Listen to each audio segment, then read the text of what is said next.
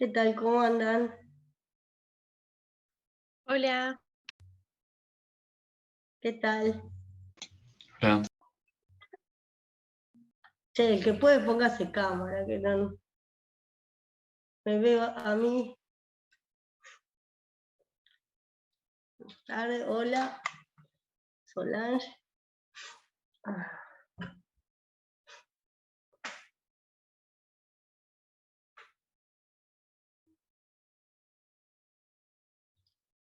¿Qué tal?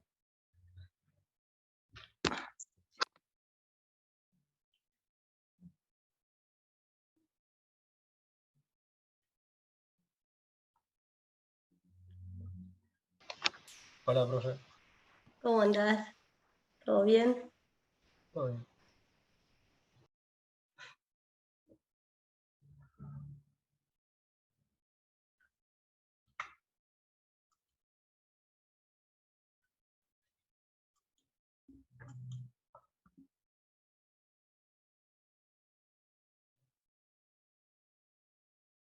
Bueno, esperamos 2 minutitos y arrancamos.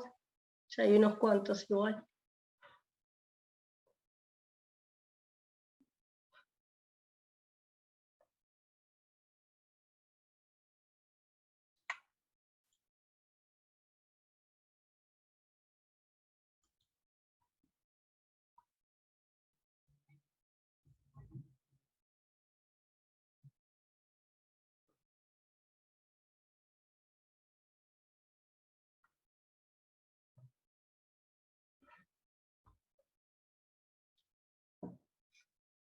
Bueno, igual se trabó ahí en 12.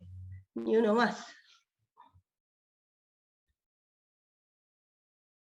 Bueno, si no vamos arrancando porque no sé cuánto me va a durar la voz. ¿Me escuchan bien? Más o menos. Sí, profe. Ok, porque todo el mundo me hace repetir, así que espero que me escuchen. Nada, la verdad que como habíamos arreglado el tema de las fechas para que a ustedes no se les superponga con los otros parciales, era imposible mover la clase, y así que bueno, vamos a tratar de por lo menos presentar los temas y poder ir avanzando, ¿sí? Pero bueno, no sé, me agarró una gripe, hace años que no me agarraba una gripe que me volteara así. Y bueno, lo peor es la garganta.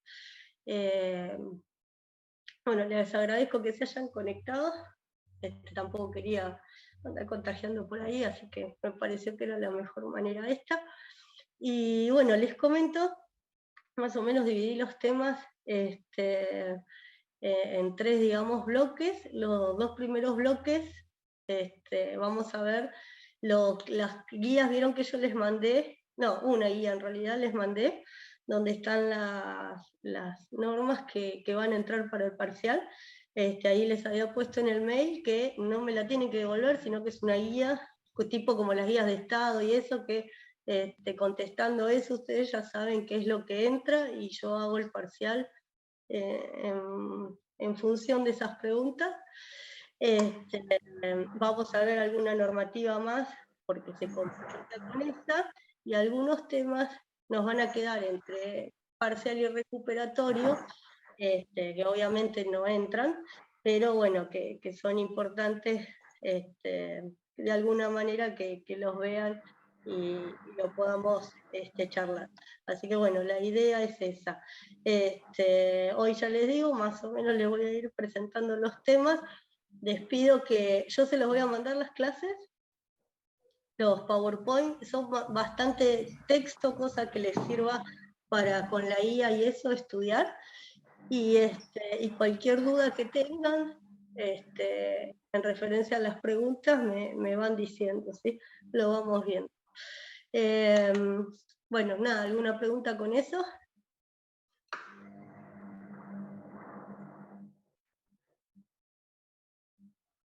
Nada. Bien. El primer tema que vamos a ver hoy, vamos a ver varios. ¿Quieren?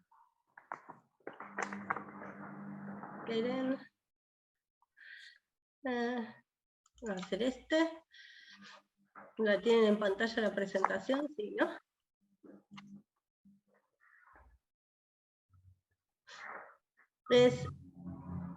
Bueno, esperen, primero esta no. Esperen que entre el resfrío, la congestión y los medicamentos, estoy media... A ver, ahí vamos. Tengo ganas de irme a dormir. Esta, quería mostrarles primero. Volvemos. ¿Ahí la están viendo?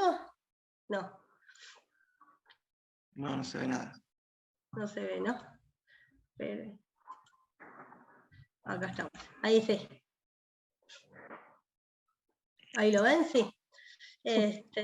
Quiero volver a la pirámide que venimos trabajando desde el principio para que se ubiquen un poco en las normas. Yo les decía, vamos a ver ahora normas de las normas de presupuestos mínimos que se aplican en todo el territorio, como habíamos dicho anteriormente, algunas normas provinciales.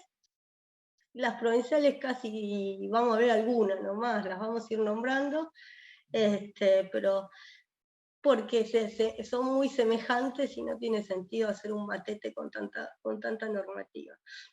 Ahí ustedes ven por debajo de la Constitución todo el tema de los tratados internacionales, eso lo vamos a dejar para una charlita, entonces, digamos, llamémosle clase especial, digamos, entre el parcial y el recuperatorio, ¿sí?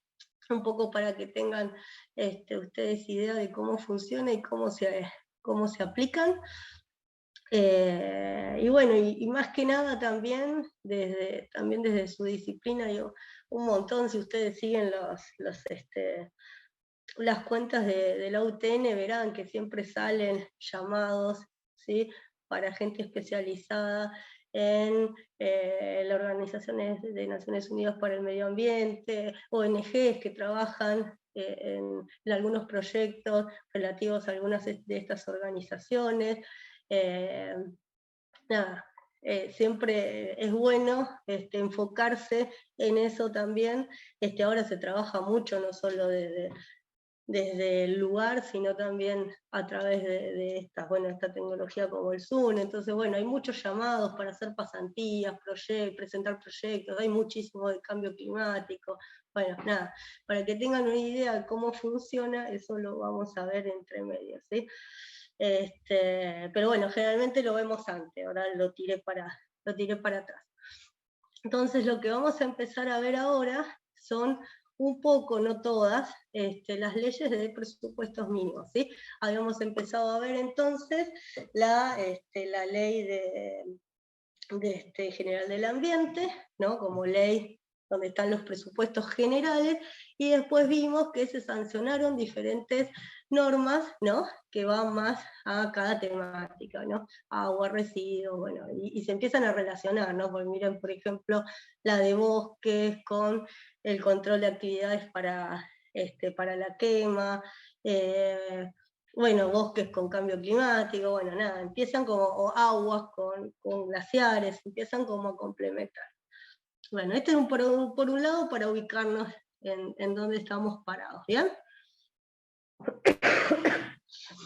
Bien. Vamos a la siguiente. ¿Ahí cambió? Sí, ¿no? No me tengo que desconectar, ya me olvidé cómo se usaba. No me tengo que desconectar, ¿no? ¿Ahí ven la nueva? ¿Qué están viendo? Hay 2 filminas nada más, profe. No, entonces sí, me tengo que desconectar. Bueno, paciencia. Espera. Y me vuelvo a conectar. ¿Ahí? Participación ciudadana. Sí, ahí sí. Bueno, vamos a ver entonces que toda esta normativa responde a los principios generales que veníamos viendo, ¿sí? Y uno de los pilares es la participación ciudadana. Y estas normas, en realidad, bueno, hay una en la guía, pero ahora vamos a ver varias. No.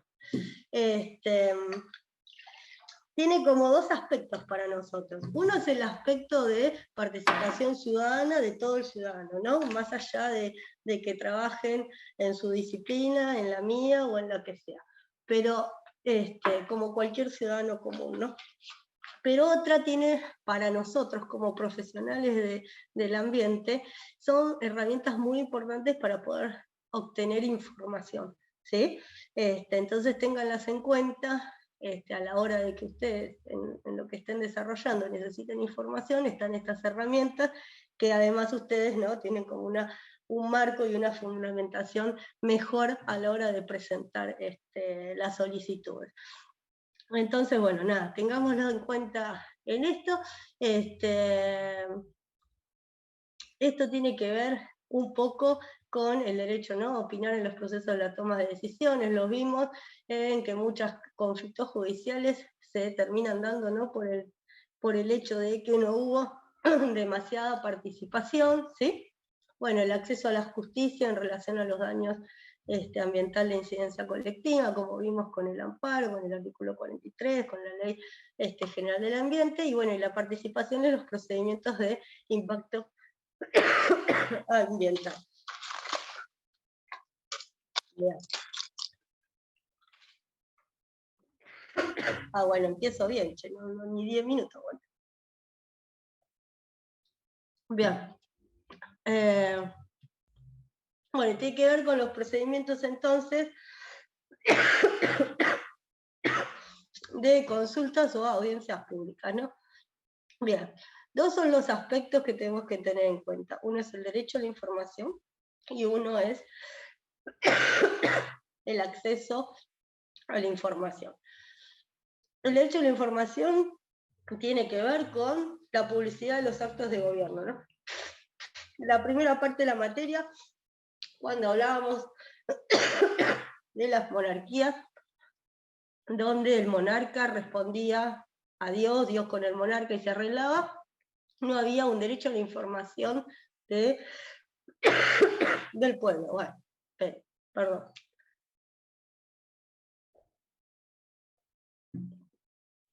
Ya va. Se supone que esto es un antibiótico, te duerme la garganta. Bueno, esto nace con la democracia, ¿no?, y con las características de un sistema republicano de gobierno, donde el gobierno tiene que publicitar sus actos. Entonces, el hecho de la información está determinado porque el gobierno brinde la información sin que uno la tenga que pedir, ¿sí? Bien. Entonces, por ejemplo, la Ley General del Ambiente obliga a que haya un informe ambiental periódicamente, que en realidad eso se incumple, nada más hubo uno en el 2016, fue el primer informe ambiental. Pero bueno, eso sería, ¿no?, que uno no lo tiene que pedir, sino que se tiene que poner a disposición. Bien. El acceso a la información tiene que ver con eso, que uno pueda solicitar la información y se la puedan brindar, ¿sí? Bien. Yo acá le puse esta norma no la tienen que estudiar, pero se las puse para que la conozcan, que es el derecho al acceso a la información pública en general, no ambiental, en general, toda la información pública. Y como ven, por ejemplo, el decreto reglamentario está reglamentada del Poder Ejecutivo y la acordada de la Corte está dentro del ámbito del Poder Judicial, ¿sí? Entonces, bueno, tiene que ver, entonces decíamos, con el garantizar el efectivo ejercicio del derecho a acceso a la información y promover entonces la participación ciudadana. Y tiene algunas características que los tienen todas las leyes que son referentes a el acceso a la información. La presunción de publicidad, que quiere decir que se considera que todo es publicitario, ¿no? Las excepciones tienen que ser mínimas. De primera se presume que toda la publicidad tiene que, la información tiene que ser publicitada. Bueno, están todos como relacionadas, ¿no? Transparencia y máxima divulgación, tiene que ver con esto, el informalismo. Cualquiera lo puede pedir y de ninguna manera formal, ¿sí?, para que realmente no sea un obstáculo tener que pedirlo. El máximo acceso, la apertura, la disociación, si por ahí hay un documento en que no se puede publicitar una parte, entonces poder dividirlo y que lo que sí se puede otorgar la información, no discriminar, la máxima premura también, si uno pide una cosa y se lo dan un año después, no tiene sentido. La gratuidad, en todas las leyes referentes a lo que es el acceso a la información, establece que tiene que ser gratuito, y por ahí si hay algún costo de, no sé, fotocopia, un requisito de traer un pendrive, no sé, lo que se imaginen, eso no tiene que ser obstáculo para que no le brinden la información. ¿Qué pasa si la persona no tiene un pendrive, no? Por ejemplo, el control y la responsabilidad tiene que ver con que se debe controlar que los procesos de acceso a la información se cumplen. Si hay un funcionario público que no cumple con estos procesos, que haya una sanción, el alcance limitado de las excepciones, después los vamos a ver, el indubio pro petitor, que quiere decir que en caso de duda, la razón la va a tener el que lo pide, y bueno, la facilitación y en todo el proceso la buena fe. Acá yo les puse el sistema de información ambiental nacional, que es el SIAM, es una resolución del COFEMA, está enmarcado, ¿no?, en el ámbito del COFEMA, y recopila y procesa información ambiental con el fin, bueno, de ponerla a disposición para organismos gubernamentales, no gubernamentales, y la comunidad si lo solicita, ¿sí? Bien, el procedimiento también a través de una resolución del COFEMA está normado, ¿no?, como es el procedimiento. Bien, y esta sí es una ley de presupuestos mínimos del año 2004, que es la ley de acceso a la información pública ambiental, ¿sí? Esta sí es específicamente ambiental, es una ley de presupuestos mínimos y está en la guía. Bien, ahí van a ver que está la definición de información, como todo aquello, información es todo aquello en cualquier forma de expresión o soporte relacionado con el ambiente, los recursos naturales o culturales, desarrollo sustentable, en particular el estado del ambiente o algunos de sus componentes naturales o culturales, las actividades, las obras que los afecten o pueden afectar significativamente, y las políticas, planes, programas y acciones también. ¿Sí? Cuando hay un plan o un programa que se va a implementar, también es información. ¿Quién las puede solicitar? Todo el mundo, ¿no? Es libre, gratuito, y la legitimación es súper amplia. Toda persona física y jurídica, si no es residente, puede solicitarla únicamente si hay un acuerdo de reciprocidad con el otro país, si no son para residentes. Y bueno, en ningún caso, lo que decíamos, puede establecerse un monto ni poner obstáculos, ¿no?, para la persona que la pide. ¿Quiénes son los sujetos obligados? Son las autoridades competentes de los organismos públicos, o sea, todo el Estado, y los concesionarios de titulares de empresas prestadoras de servicios públicos, sean públicas, privadas o mixtas. Bien. Bueno, hablábamos del COFEMA, que tiene que ver con las primeras reglamentaciones que les comenté, donde están las autoridades nacionales, las provinciales y la Ciudad de Buenos Aires, donde concertan, ¿no?, los criterios para establecer procedimientos de acceso a la información, y ahí es donde nacen las reglamentaciones que les puse antes. Centralización y difusión, bueno, esto también se crea como un centro para cooperar y facilitar el acceso a la información, sistematizándola y centralizándola. Esto quiere decir que si no está dentro de este centro no la puedo pedir, sí. O sea, a cualquier persona que esté obligada, se puede pedir la información esté donde esté, ¿sí? Bien, ¿cuándo se puede denegar? Bueno, como ven, son un poco amplias, o sea, no amplias, son claras, pero quiero decir que por ahí llegan a la discusión, que es, bueno, ¿quién puede afectar la defensa nacional, la seguridad interior o las relaciones internacionales? cuando la información solicitada se encuentra en un proceso judicial, ¿no? Entonces, bueno, puede comprometer a alguna de las partes, cuando hay un secreto comercial o industrial, propiedad intelectual, cuando hay confidencialidad de datos personales. Por ahí lo han visto mucho, que se discuten en el caso de algunos contratos, por ejemplo, con aerolíneas, ¿no? Que no es una empresa estatal totalmente, ¿no? Y también hay partes de acciones privadas, entonces muchas veces se discutían, ¿no? Algunos contratos, algunas cosas, si se podía o no tener acceso. Por ejemplo, ese es un ejemplo.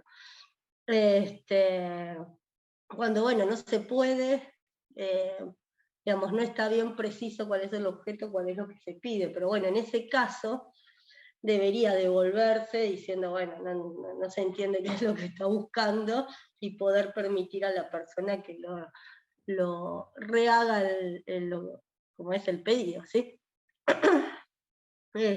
O bueno, cuando está clasificada como secreta o confidencial por leyes vigentes. Bien. A ver, ¿pasa? No pasa.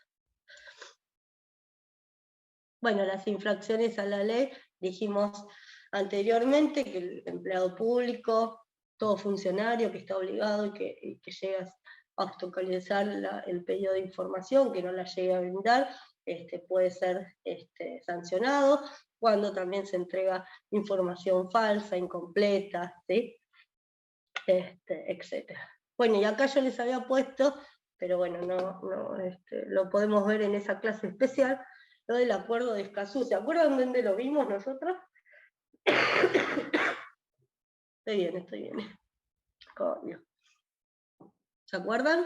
Ya, me apagaron todas las cámaras, no sé si estoy sola, se fueron. Estoy haciendo un esfuerzo bárbaro, porfi, denme en bola. Ahí. No, profe, no me acuerdo. ¿Alguno más? ¿Se acuerda? Estamos No, acá. ¿Se acuerdan dónde vimos que discutían o fundaban algo en este acuerdo? En la causa de las petroleras, ¿se acuerdan que hablaban de si había participación o no ciudadana, si había habido participación significativa ciudadana en el caso de Mar del Plata, y se nombraba mucho este acuerdo que entró en vigor en el 21, bastante nuevito, y bueno, que establece el libre acceso en temas ambientales. ¿Se acuerdan ahora? Díganme que sí, así me ponen Sí, ahora sí. contento. Bien. Sí, profe. Yo les dije, ¿vieron? Bueno, ¿alguna pregunta sobre esta?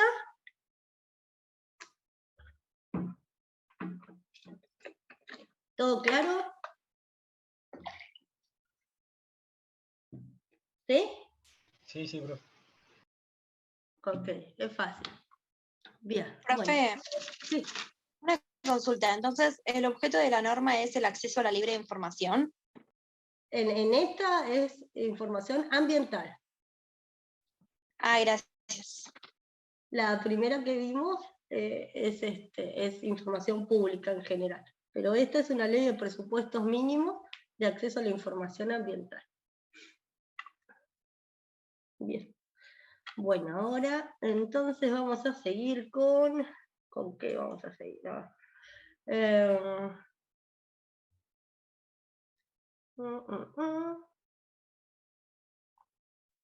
Profe, una consulta, ¿y la autoridad vendría a ser el COFEMA en este caso? No, la autoridad es, como en todas las leyes de presupuesto mínimo, la autoridad es el Ministerio de Ambiente. Ok, Y le gracias. da competencia, digamos, al COFEMA, en lo que es coordinación. El COFEMA siempre coordina. Bien. ¿Ahí la están viendo? ¿No? No. Estoy dormida. Ahí va, ahí va.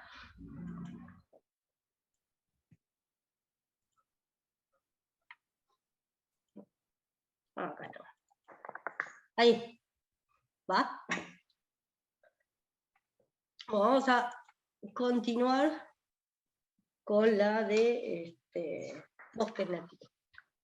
Bueno, la de bosques nativos nació, es del 2007, es una norma que es un poco peleada, en realidad como todas, ¿no? La de glaciares, todas, pero hizo medio un camino como la de humedales que no sale, ¿no? Pero bueno, una realidad que desaparecían 30 hectáreas de bosques por día, y vino un poco a tratar de resolver. Tiene que ver mucho con los principios que vimos en la Ley General del Ambiente, el de ordenamiento territorial y uso de suelo, ¿no? Así que bueno, nada, es una ley de presupuestos mínimos, se aplica entonces en todo el territorio. La vimos, ¿se acuerdan cuando vimos el caso Salas? Bueno, pues lo repasamos. Bueno, algunos datos que en la actualidad quedan 30% de la superficie original de los bosques nativos, habrá que ver eso ahora.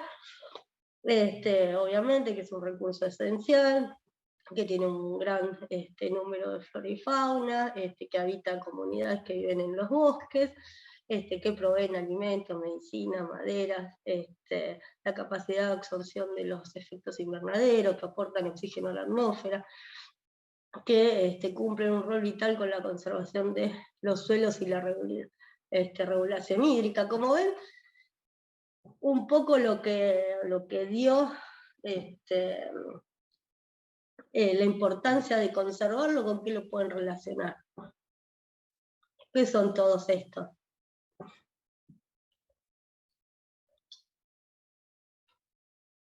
¿Cómo, profe? ¿Cómo sería la pregunta? ¿Qué son todas estas ventajas, digamos, por decirlo así, que tienen los bosques?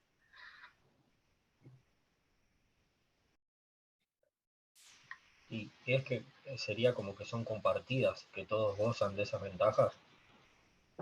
Sí, son características de los bosques en general, y son servicios ecosistémicos, ¿no? Está bastante relacionado a los servicios ecosistémicos que dan los bosques. Y tengan en cuenta, ahora lo vamos a ver, que en realidad no había una definición legal de servicio ecosistémico, y la primera norma que introduce una definición de servicio ecosistémico es esta norma. Vieron que menos mal que no estaba, si no terminaban todos resfriados, que no nos vimos en la facu. Bien, bueno, nada, ¿a qué se debió? Obviamente es el uso indebido del territorio, la expansión de la frontera agropecuaria, el cambio, ¿no?, de uso de suelo sobre todo, con la expansión de la frontera agropecuaria y sobre todo también el valor inmobiliario. Bien. Entonces dijimos, es una ley del 2007. El objetivo entonces de esta norma es frenar este proceso de degradación de bosques nativos desde una perspectiva enfocada en el logro del desarrollo sostenible, ¿no? Como les decía, está relacionado con el ordenamiento ambiental del territorio y con el uso del suelo, con el fomento económico, ¿no?, de las actividades ligadas con el bosque. Bueno, este ámbito de aplicación, y eso ya lo vimos. Y fíjense que define al bosque nativo como un ecosistema, ¿no? No solo son, bueno, un bosque obviamente es un ecosistema, pero no solo las especies, sino todo el conjunto que está asociado, ¿no? Entonces los ecosistemas forestales naturales, compuestos predominantemente por especies arbóreas nativas maduras, con diversas especies de flora y fauna asociadas, en conjunto con el medio que lo rodea, suelo, atmósfera, clima, recursos hídricos, conformando una trama interdependiente con características propias y múltiples funciones. Ven que es súper completa la definición y es también muy interesante. Y se encuentran comprendidos tanto los de origen primario como secundario. Los primarios son los que no están antropizados, y los de origen secundario son los que fueron, por ejemplo, cuando se hace una, ¿cómo es? Un nuevo replanteamiento. Bueno, cuando se hace una restauración del bosque, y se plantan nuevos ¿Reforestación? Reforestación, ahí está, gracias. Esos serían los de origen secundario, esos también entran dentro de esta ley. Los que quedan exceptuados son los menores de 10 hectáreas, ¿sí? Que sean, bueno, de comunidades indígenas o de pequeños productores. Bueno, algunas definiciones, como el ordenamiento territorial de bosque, que es la zonificación territorial, ahora lo vamos a ver, pero en realidad lo importante era saber para gestionar qué bosques teníamos, cuáles había que proteger o no, y qué actividades se podía hacer, ¿no? en esa zonificación. Entonces tiene que ver con el manejo sostenible, que es la organización, administración y el uso, ¿no? de esos bosques nativos, y fíjense que hay plan de manejo sostenible del bosque nativo y plan de aprovechamiento de uso de suelo, que son cosas diferentes. El plan de aprovechamiento de uso de suelo se utiliza cuando hay un cambio, ¿no? en el suelo económico y se hace un desmonte, o no se desmonta del todo, pero hay una utilización económica de ese bosque, y ese es un plan de aprovechamiento de uso del suelo. El plan de manejo sostenible, sí, ¿alguien habló? Una pregunta. Sí. El que decía que quedaban exentos los bosques de menos de 10 hectáreas. Sí. Cuando se deforestan varios bosques de menos de 10 hectáreas, ¿no puede hacer un efecto acumulativo peor?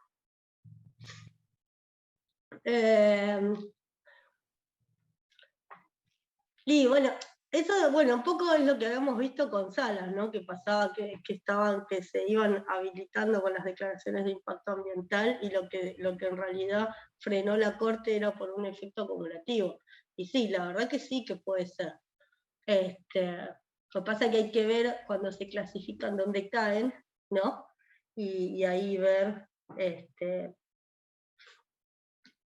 cómo se maneja. Podría ser, la verdad que sí. Sí.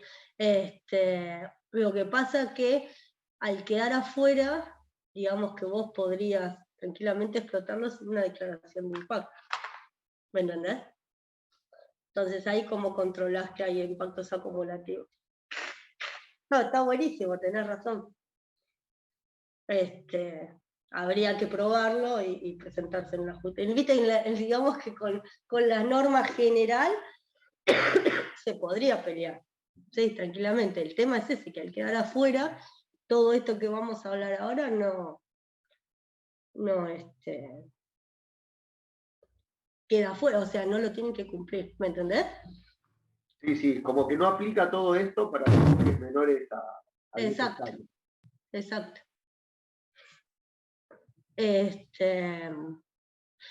Bueno, y bueno, el desmonte, que es directamente la conversión total del uso del suelo, ¿no? Bien, bueno, yo les hablaba de los servicios ambientales, que la ley los va a definir, ¿no? Como los beneficios tangibles e intangibles generados por los ecosistemas del bosque nativo, necesarios para el concierto y supervivencia del sistema natural y biológico en su conjunto, para mejorar y asegurar la calidad de vida, Y ahí están más o menos las características que dijimos de por qué era importante proteger a los bosques, la regulación hídrica, conservación de la biodiversidad, etcétera, etcétera. Pero es muy importante porque como no había una definición legal, esta un poco se traspasa, ¿no? A cuando se habla de otros ecosistemas que tienen servicios ambientales, y no hay una definición legal. Bien, y acá entonces están las categorías. Fíjense que es muy fácil de estudiar, porque es como el semáforo. Y si lo explican como semáforo, está súper bien. Categoría rojo, amarillo y verde, la ley lo dice. La categoría roja son sectores de muy alto valor. Ahí no se puede hacer nada, ¿sí? No se hacen declaraciones de impacto ambiental, ¿por qué? Porque no se puede hacer nada, entonces no se hace, por eso, ¿sí? Tengan en vista eso. Los de categoría amarilla tienen un mediano valor, ¿no? Que la autoridad de aplicación considera que si se hacen actividades de restauración, pueden llegar a tener un alto valor de conservación. Entonces están ahí como en el medio, ¿sí?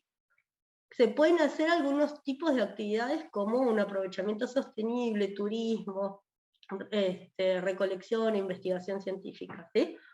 Y los verdes son de bajo valor y ahí se puede hacer cualquier cosa, hasta desmontar y cambiar el uso del suelo, ¿sí? Así que tengan en cuenta estas 3 categorías. Como ven, es muy fácil porque es como el semáforo: rojo prohibido, amarillo atención, digamos, y verde se puede hacer.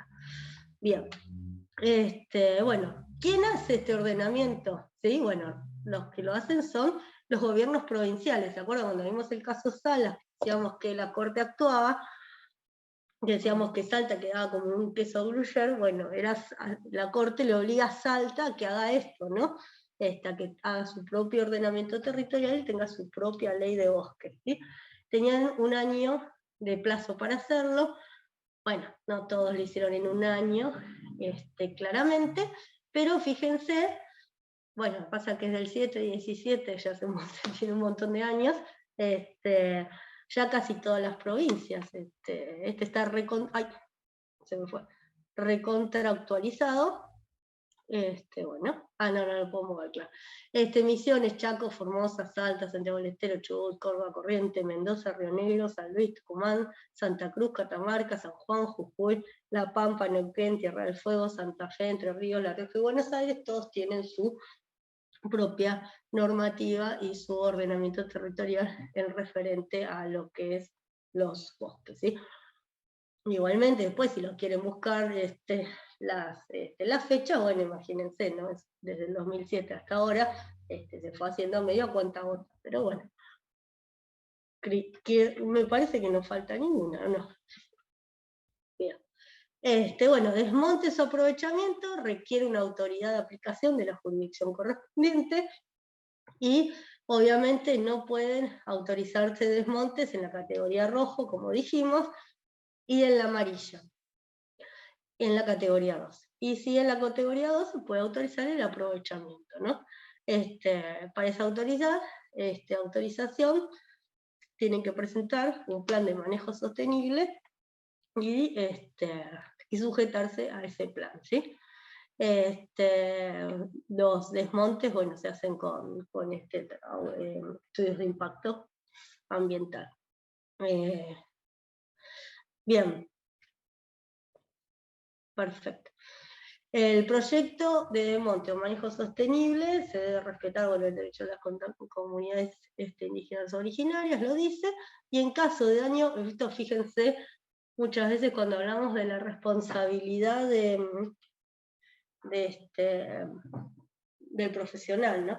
Fíjense que en caso de daño ambiental presente o futuro que guarde relación de casualidad con la falsedad u omisión de datos contenidos en los planes de manejo sostenible del bosque, los que serán solidariamente responsables junto a los profesionales que firmaron, junto con quien los autorizó. Está bueno que sean responsablemente solidarios porque, bueno, los dos, ahí uno autorizó sin controlar y el otro dio dato falso o omitió, ¿sí? Así que eso es súper interesante y lo hemos hablado muchas veces de la importancia de la responsabilidad, ¿no?, del profesional. Ay, perdón. Es desastroso esto. Bueno, la evaluación de impacto ambiental será obligatoria para el desmonte, decíamos, y el manejo sostenible lo será cuando tenga potencial de causar impactos ambientales significativos. Bueno, y acá tienen efectos adversos significativos sobre la cantidad y calidad de los recursos naturales, el reasentamiento de las comunidades humanas. Bueno, acá van a ver todo lo que se tiene en cuenta en la evaluación de impacto ambiental. Vieron que ustedes cuando el que realice estudios de impacto ambiental, vieron que en cada norma, dependiéndose, está bien especificado las cosas que hay que tener en cuenta, ¿sí? Bueno, y acá estas son cosas más generales, ¿sí? Y esto ya es, bueno, la individualización de los titulares responsables del proyecto, más particular a los datos del proyecto. Pero bueno, lo tienen en la norma. El Fondo Nacional para el Enriquecimiento y la Conservación de los Bosques Nativos es un fondo que, bueno, acá yo les puse, una parte es para compensar a quienes, bueno, el que es propietario de un bosque nativo que de golpe es rojo y no puede hacer actividades, dejó de tener valor, tendrá valor ambiental, pero no tiene valor económico para el propietario. Entonces, bueno, una parte va de compensación. Igual esto siempre es como que hace años ya que las ONG denuncian que el presupuesto para esta norma nunca llega, y bueno, nada. Esto es teoría, lo que les estoy explicando es teoría. Y bueno, uno va a conservar y otra va a preservar entonces en los planes, ¿no?, de preservación de los bosques. Y bueno, ¿de dónde salen? De las partidas presupuestarias, como les decía, de las retenciones de las exportaciones de los productos primarios y secundarios provenientes de la agricultura, ganadería y del sector forestal, préstamos y subsidios que específicamente sean otorgados por organismos nacionales e internacionales, donaciones o legados, y bueno, otros fondos. Puede ser también, cuando vimos el fondo de la Ley General del Ambiente, o una causa judicial, a lo mejor también podría el juez determinar que la indemnización ante un daño y eso vaya a este fondo, por ejemplo. El producto de la venta de publicidad o de otros servicios relacionados con el sector forestal también caen acá, ¿sí? Bueno, entonces decíamos que se aplica el 70% para compensar entonces a los titulares de las tierras que no pueden explotarlas, y el 30% a la autoridad de aplicación para que desarrollar y mantener una red de monitoreo, de implementación de programas de asistencia técnica y financieras, etcétera, etcétera. Bien, ¿alguna duda con la ley de bosques?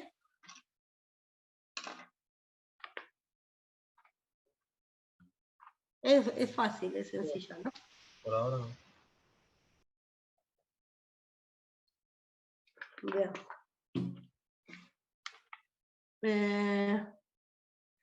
Esperen, y ahora seguimos con...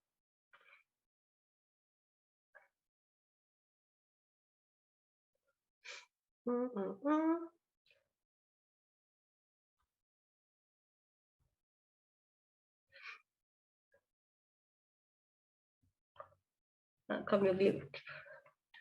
Vamos con el cambio climático.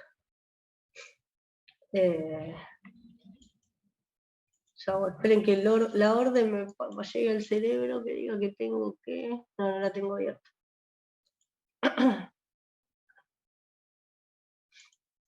Ahí está.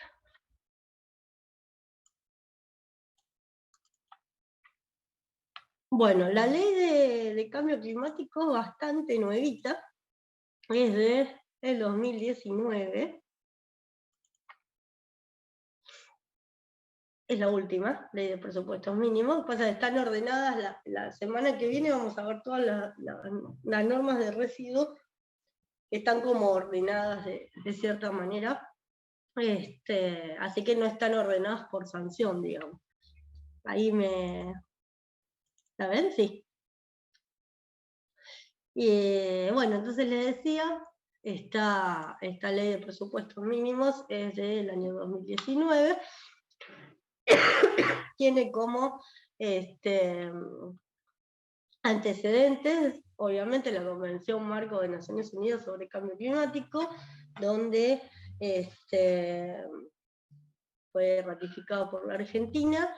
Si ustedes ven la definición de cambio climático, las diferentes, ¿qué se entiende por cambio climático? Por mitigación, por adaptación, nada, ahora las definiciones que vamos a ver están todas siguiendo la línea, y por ejemplo, ¿qué se considera cambio climático? Es exactamente igual a este tratado.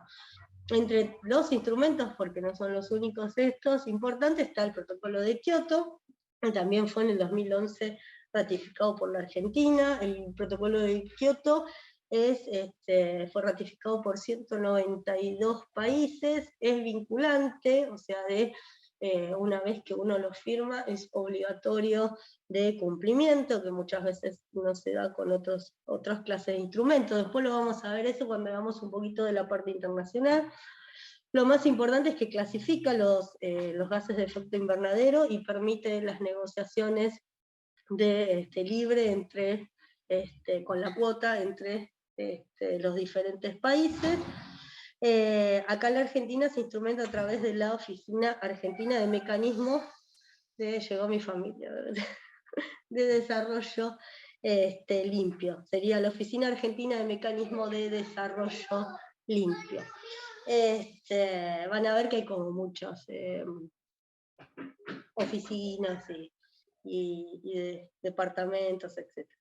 Y bueno, en París, el Acuerdo de París de 2015, se considera un acuerdo realmente el primer acuerdo climático internacional, y en realidad la diferencia un poco con el resto es que se venía haciendo hincapié en los países más desarrollados, en tema de responsabilidad, y en el Acuerdo de París se incluye a todos, obviamente teniendo en cuenta las diferentes responsabilidades de cada uno, pero bueno, es un acuerdo global, y por eso se considera el primer acuerdo internacional a nivel climático.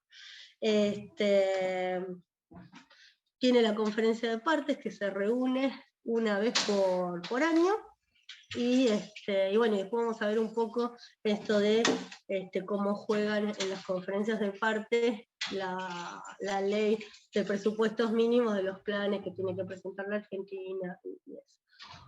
Pero bueno, el objetivo entonces es mantener el aumento de la temperatura media mundial por debajo de los 2 centígrados con respecto a los niveles preindustriales y continuar, bueno, a 1,5. Bien. ¿Cuáles son los objetivos entonces de la ley? Bueno, establecer estrategias, medidas, políticas e instrumentos relativos al estudio de impacto, la vulnerabilidad de las actividades de adaptación al cambio climático, pueden garantizar el desarrollo humano y de los ecosistemas, asistir y promover el desarrollo de estrategias de mitigación y reducir la vulnerabilidad humana y de los sistemas naturales ante el cambio climático. Bien. Algunas definiciones, como les decía, estas definiciones se encuentran tal cual en la ley en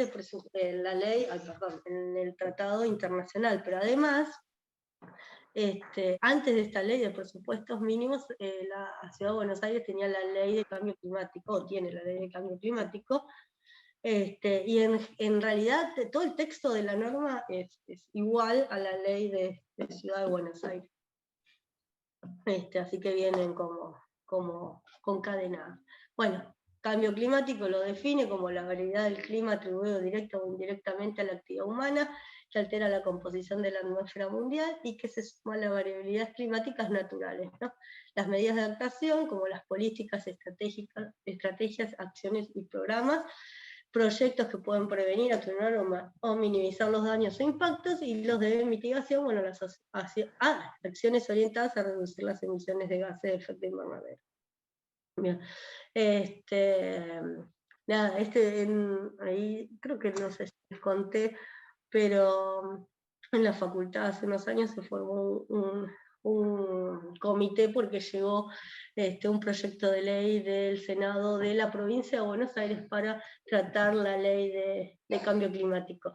Y era una discusión el tema de adaptación y mitigación, ¿no? Por ahí desde las ciencias exactas decía primero va mitigación y después adaptación, pero bueno, ya en el tratado venía dado vuelta, entonces tampoco creo que sea inconstitucional porque den vuelta una terminología, pero vieron cómo hilando finito desde las diferentes disciplinas se pueden hasta rever ese tipo de cosas. Al final quedó, que eso se los puedo mandar porque quedó un informe muy, muy bueno, muy interesante, pero es como la no noticia porque el proyecto perdió estado parlamentario y quedó en la nada. Pero bueno, quedó por lo menos el informe tanto de la ley de humedales de la provincia de Buenos Aires, no la de presupuestos mínimos, y la ley de cambio climático de la provincia de Buenos Aires. Bien. Fíjense que es algo tan amplio que como que hay que ir bajando de jurisdicciones para poder aplicarlas, ¿no?, en las diferentes jurisdicciones. Bien.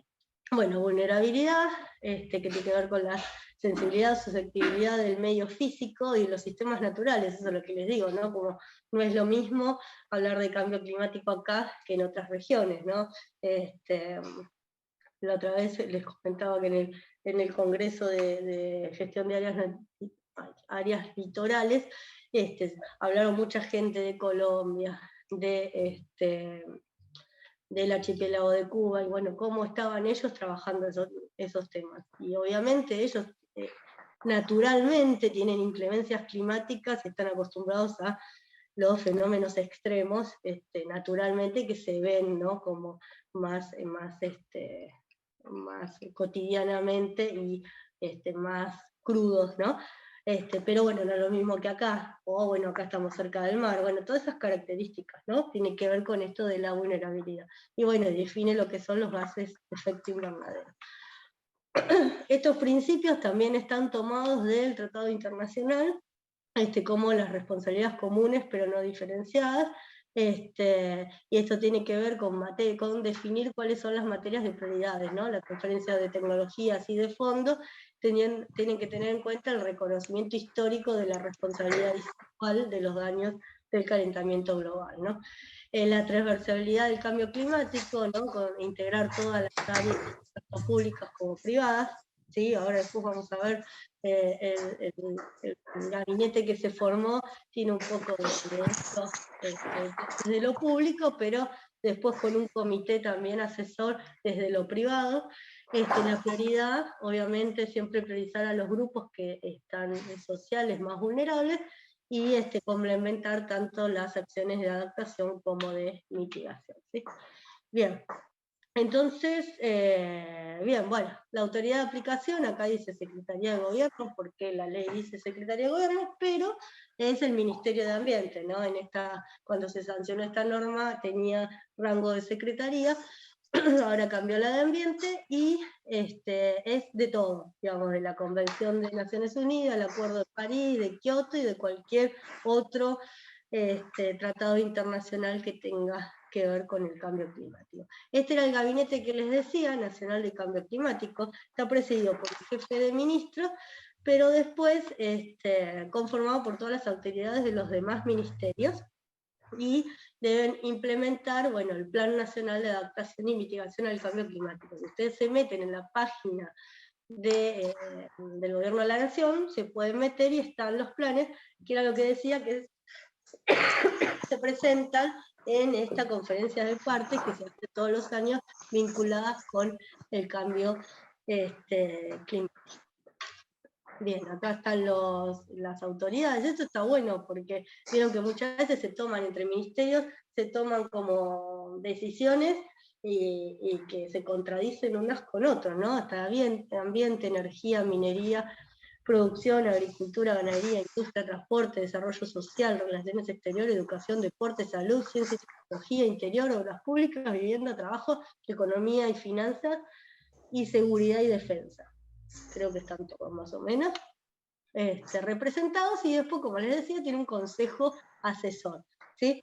El consejo asesor está representado por, bueno, científicos, expertos, investigadores, representantes también, por eso les decía, de lo público a lo privado, de organizaciones ambientales, sindicatos, comunidades indígenas, universidades, tanto privadas como públicas, centros de investigación, etcétera, y representantes de partidos políticos.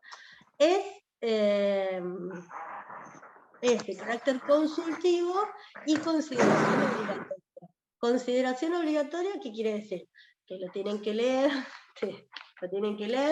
lo tienen que ver y decidir si lo tienen o no en cuenta, ¿sí? Es como las audiencias públicas, ¿no? Que tiene que fundamentar si está de acuerdo o si lo toma o no. Bueno, en esto es lo mismo, pero queda lindo, ¿no? Consideración obligatoria, es como que suena importante, ¿no?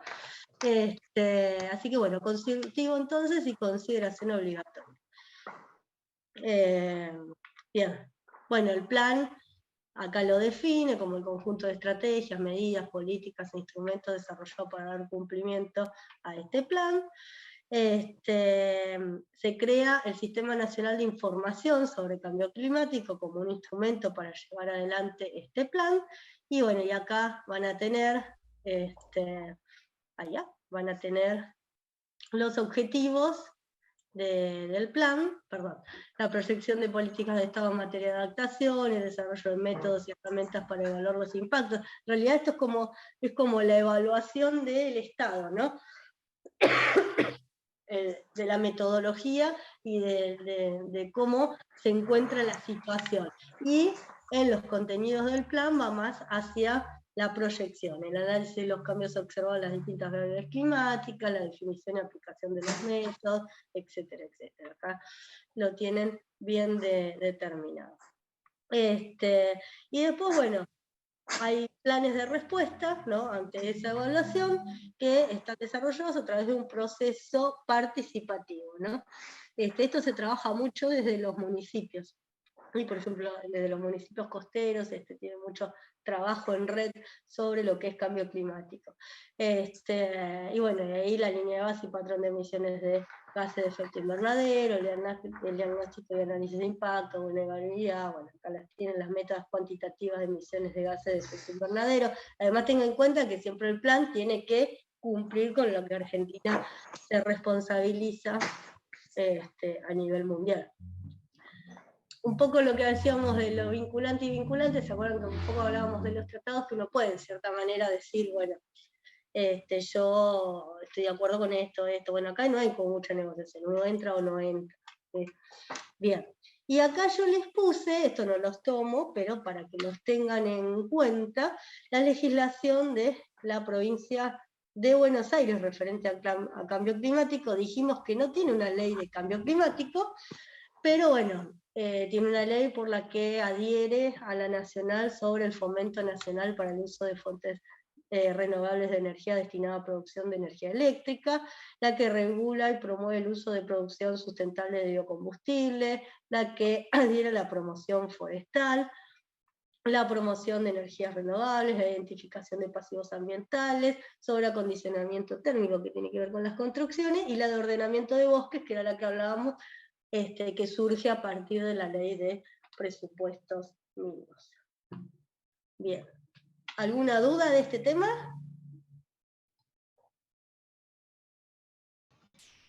No, estamos bien. Bien.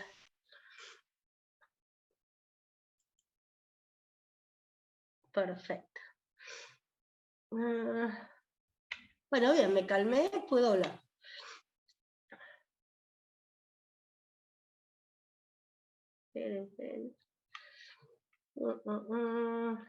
Bueno, me parece que nos queda...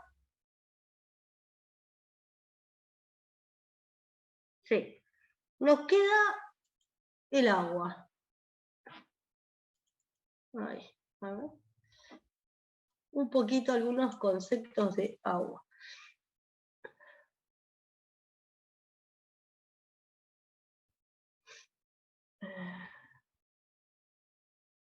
Ya va, no me... La orden de compartir me cuesta. Acá estamos. Ahí estamos. Bien. Un poco para... Esto tampoco no está en la guía. Es para entender un poco cómo viene lo otro, digamos las otras normas. Es el Código Civil, ¿no? Cómo se reformó, cómo quedó después de la reforma, un poco haciendo hincapié en agua, pero bueno, hay otras cosas que habla de los bienes públicos y privados, que por ahí a la hora de gestionar y a la hora de ver algunos conflictos, surgen esas preguntas de bueno, ¿cómo está normado? En relación al agua, ustedes saben que cuando se hizo la reforma del código, en el proyecto de reforma, estaba la declaración del agua como un derecho humano, el acceso al agua como un derecho humano fundamental. Bueno, eso fue sacado del proyecto y bueno, nada, que fue una oportunidad, a pesar de que bueno, en la provincia de Buenos Aires la tenemos la norma, pero imagínense que el Código Civil, si uno lo ubica en esa pirámide que venimos viendo desde el principio, está junto con las leyes de presupuestos mínimos. O sea, el Código Civil se aplica en todo el territorio de la provincia, de la República Argentina, y tiene una jerarquía superior a una ley provincial, ¿sí? Ok. Pero bueno, nada, fue una pena. Bien. Entonces decíamos, es referente al Código Civil. Fíjense que en el Código Civil va a determinar cuáles son los bienes pertenecientes al Estado, ¿sí? Lo que es mar territorial hasta la distancia que determinan los tratados internacionales, zona continua, la zona económica exclusiva y todo eso, lo vamos a ver en la clase especial, ¿sí? Las aguas interiores también, qué competencia tiene el Estado, qué puede hacer, eso lo vamos a ver. Fíjense que tiene una definición acá de playa marítima, no hay una definición de costas legal, pero hay una definición de playa. Y bueno, en el inciso C, los ríos, estuarios, arroyos y demás aguas que corren por cauces naturales. Los lagos y ríos navegables, ¿sí? Son bienes pertenecientes del Estado, los navegables, ¿sí? Bien, los glaciares, el ambiente periglaciar, etc. Bien. Las islas, esto también lo vamos a ir formada, bueno, esto lo vamos a ver, el espacio aéreo suprayacente al territorio, las aguas jurisdiccionales, eso también lo vamos a ver, las calles, plazas, caminos, ¿vieron? Ustedes se preguntarán, se habrían preguntado, ¿dónde está normado eso de que yo no puedo instalarme en una plaza y adueñarme de la plaza? Bueno, acá está. Plazas, caminos, canales, puentes o cualquier otra obra pública, los documentos oficiales del Estado, las ruinas y yacimientos arqueológicos y paleontológicos.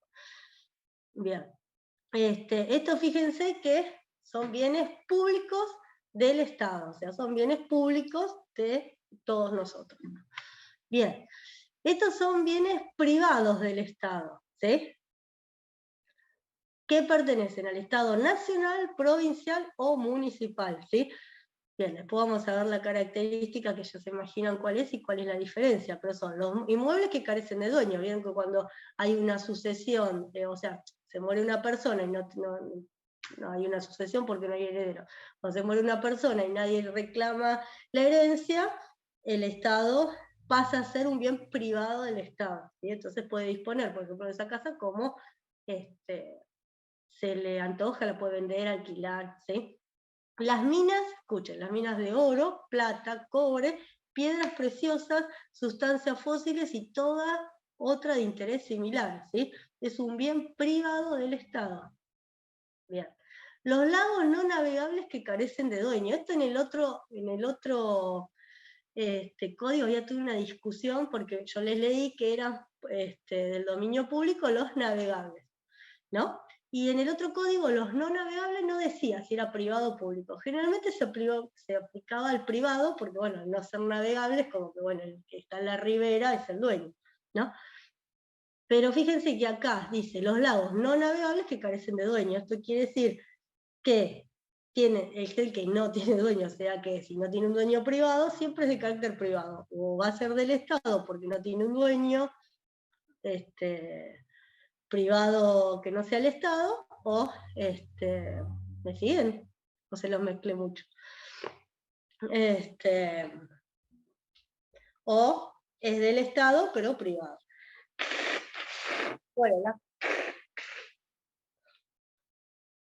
las cosas muebles de dueños desconocidos que no se han abandonado, excepto tesoro, y bueno, los bienes adquiridos por el Estado nacional, provincial o municipal por cualquier tipo. Esto es un poco lo que hablábamos de cuando actúa, ¿no? Es un mismo Estado, pero que actúa como persona pública o persona privada. Con estos bienes actúa como persona privada, ¿sí? Bien, entonces va a aclarar el Estado que los que son de bienes públicos, que son inanejables, o sea, no se pueden vender, son inembargables, no se pueden embargar, e imprescriptibles, digamos que si es imprescriptibles quiere decir que no hay por un paso del tiempo que pase a dominio de otra persona, y las personas tienen su uso o goce sujeto obviamente a disposiciones generales y locales. De lo que decíamos, no podemos ir a la plaza a tomar mate, pero no podemos ir y construirnos una casita. Bien, la Constitución Nacional, bueno, está bien, esto más o menos.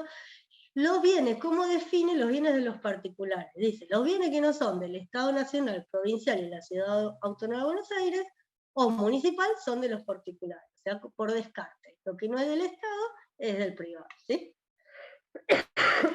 Bien. Entonces acá venimos en el tema de aguas de los particulares. Es sencillo.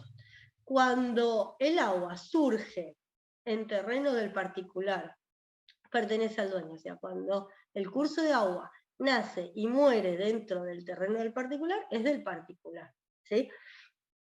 En cambio, cuando pasa diferentes fondos, diferentes propiedades, bueno, ahí es como una propiedad compartida, después hay que ver si es navegable o no navegable, que era lo que les decía al principio. Si es navegable es público, si no es navegable es de los privados, ¿sí?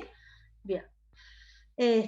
Bueno, y acá apropiación del dominio de cosas muebles no registradas, bueno, son susceptibles de apropiación las cosas abandonadas, los animales que son el objeto de la caza y de la pesca, bueno, esto un poco lo vemos después en política y ética cuando hablamos de los derechos de los animales, y ¿no? Cómo la normativa, porque fue reformada en 2015, se sigue hablando de objetos, ¿no?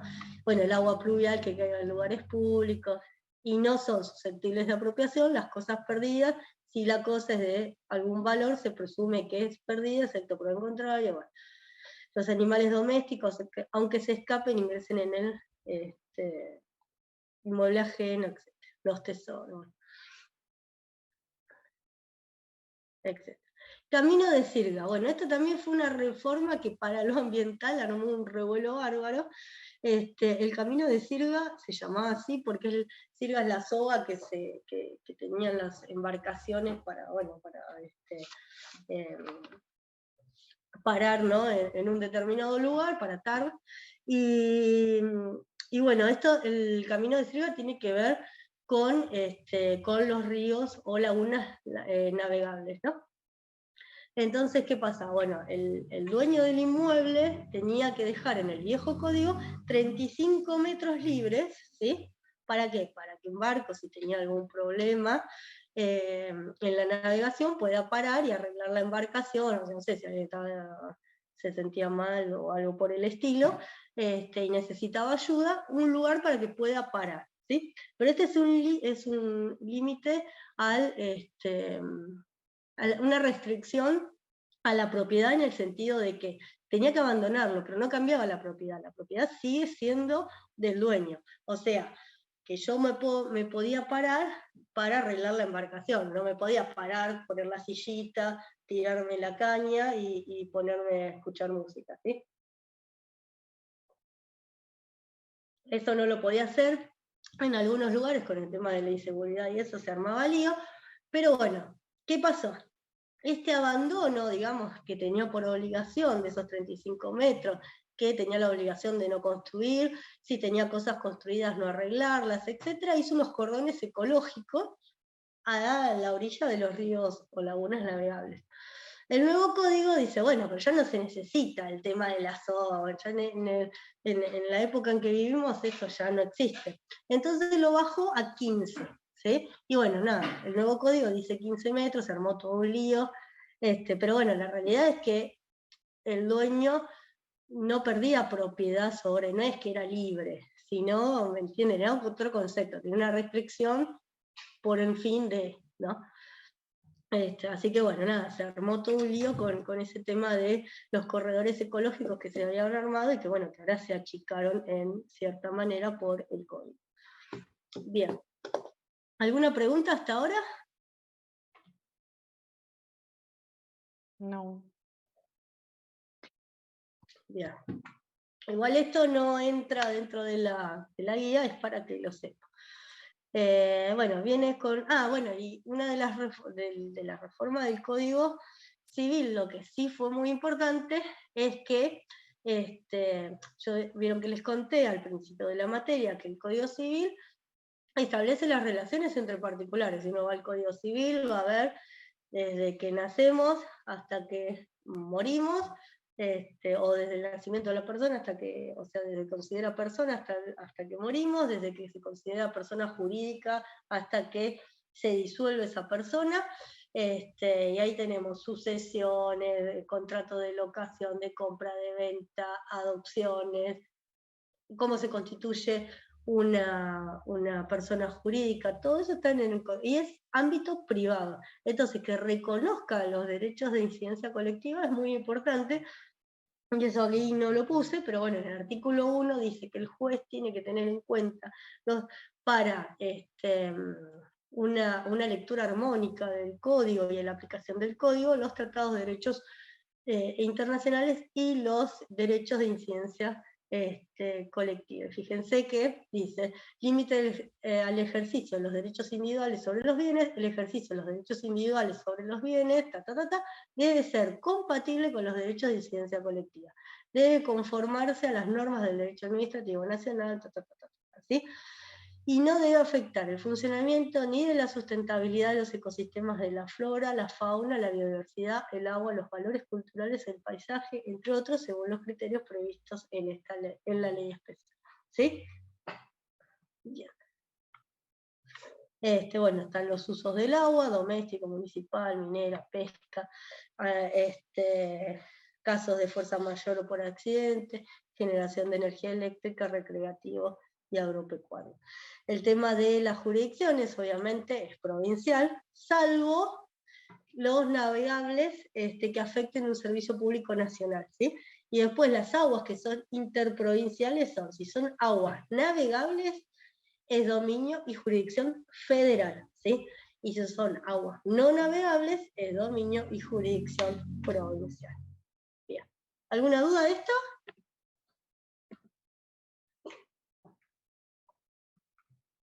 ¿No?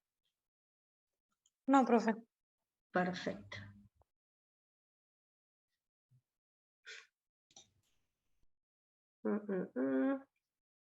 Bueno, seguimos con el agua. Bien.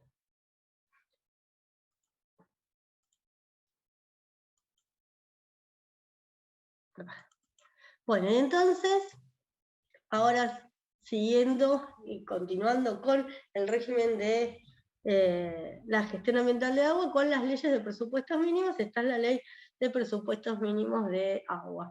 Fíjense que más o menos se sancionó con la Ley General del Ambiente en el año 2002. Esta es una ley bastante criticada, primero porque se considera que no es tan ambiental, sino es más administrativista, de explotación del recurso, ¿sí? Ahora van a ver con los usos del agua, y no tiene como una mirada integral desde lo ambiental.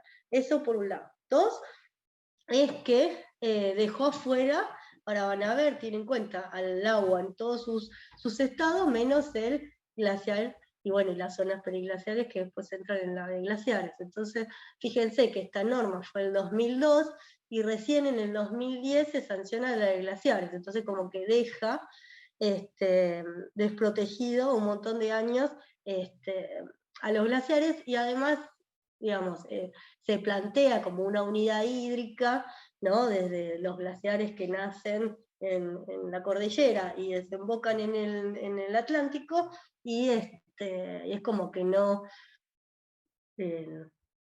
nada, como que lo dice, pero al dejarlo afuera no lo lleva en su letra, digamos, en la letra de la norma. Y después, bueno, un problema que no es que tenga la ley, sino que es en general, es que no está reglamentada. Entonces se aplica, sí, hay algunas cosas que se aplican, pero algunas veces se hace dificultoso, perdón, porque el Poder Ejecutivo todavía no reglamentó esta norma. Bien, bueno, algunas particularidades, ha sido objeto de inconstitucionalidad de la provincia de Mendoza. Habíamos dicho que las leyes de presupuestos mínimos siempre traen problemas con las provincias, que por ahí se rehúsan. Imagínense que nada, el tema delicado del agua, ni hablar de después de los glaciares, pero bueno, argumenta que un poco se excede el esquema del artículo 41 de los presupuestos mínimos y que se mete en la competencia provincial. Bueno, al final la Corte lo rechaza y sigue la ley vigente. Bueno, algunas definiciones de agua, fíjense bueno, aquella que forma parte del conjunto de los cursos y cuerpos naturales o artificiales, superficiales o subterráneas, así como las contenidas en los acuíferos, ríos subterráneos y las atmosféricas. Habla de cuenca hídrica, ¿no? Como la región geográfica delimitada por las divisoras de agua que discurren hacia el mar a través de una red de cauces secundarios. Bueno, y la cuenca hídrica como unidad ambiental, que era lo que les decía al principio. Bien. ¿Qué crea? Bueno, los comités de cuenca hídrica, ¿no? Pues imagínense que esta es una ley de presupuestos mínimos que se aplica en todo el territorio. Entonces, bueno, ¿qué pasa cuando hay varias jurisdicciones que gestionan un determinado recurso? ¿Dónde vimos esto de los comités de cuenca hídrica? En lo del riachuelo. En lo del riachuelo, claramente. La CUMAR responde, la Corte obliga a la creación de la CUMAR a través de esta norma, ¿sí? Perfecto. Y bueno, tiene la misión de asesorar a las autoridades competentes en materia de recursos hídricos, etc. Bien, como ven, les digo, es la crítica que se le hacía, que es bien administrativista. Bueno, utilización de las aguas, la toma y desviación de agua superficial, estancamiento, modificación, bueno, pues los leen tranquilos, pero determina cuáles son la utilización de las aguas. El permiso de la autoridad competente, y en caso que sea de cuencas interjurisdiccionales, entonces el permiso del comité de cuenca correspondiente, ¿no? Estos permisos para poder hacer uso de ese punteo taxativo de la utilización del agua. Bueno, ¿cuál es la competencia? Ay, se fue. Determinar los límites y máximos de la contaminación aceptables para las aguas de acuerdo a distintos usos. Estos distintos usos, uno se imagina que eso lo tenemos más aceitado, el abrir la canilla y si estamos tomando agua potable o no, pero fíjense, distintos usos también entraría lo que es el deporte, lo que es la playa acá, la calidad de baño de playa, etc. Bueno, definir las directrices por la recarga y protección de los acuíferos, fijar los parámetros y estándares ambientales de calidad de agua, elaborar un plan nacional para la preservación y aprovechamiento de uso racional del agua, etc. Lo que se aplica mucho cuando hay conflictos jurídicos, o sea, cuando hay un conflicto y se presentan ante los jueces, es el tema de la creación de comité de cuenca, ¿sí? Pero bueno, hay cosas, como les digo, que al no estar reglamentada, como que no está muy aceitada la aplicación de la ley. Bueno, la autoridad nacional podrá, a pedido de autoridad jurisdiccional competente, declarar zona crítica de protección especial a determinadas cuencas, acuíferos, áreas o masas de agua, etc. Y acá yo les puse, que esto por ahí hay veces que lo trabajamos en clase, pero a lo mejor lo dejamos para la clase especial, que es La Pampa contra Mendoza. Miren de qué año es. Siempre hay gente que lo conoce este caso. He tenido hasta alumnos de Mendoza que lo conocen, es súper conocido, de 1918, que vienen peleándose La Pampa con Mendoza. Mendoza, ¿por qué? Por la explotación de su parte del actual, casi que se lo secó. Y bueno, nada, hay varias sentencias, fíjense, de 1918, cómo fue cambiando la normativa, ¿no? Y bueno, las últimas tenía que ver con esto de conformar un comité de cuenca para poder gestionarlo en conjunto, ¿sí? Y obviamente fallos de la Corte, pero bueno, nada, no tiene fin todavía. Bien, ¿alguna duda acá? No. Perfecto. Vamos súper bien, ¿eh? Yo diría que hagamos todo y así los libero y yo me voy a dormir. Esperen que. Vamos a ver con qué seguimos. Seguimos con agua, ya ahí nos quedamos en agua ahora. Bien.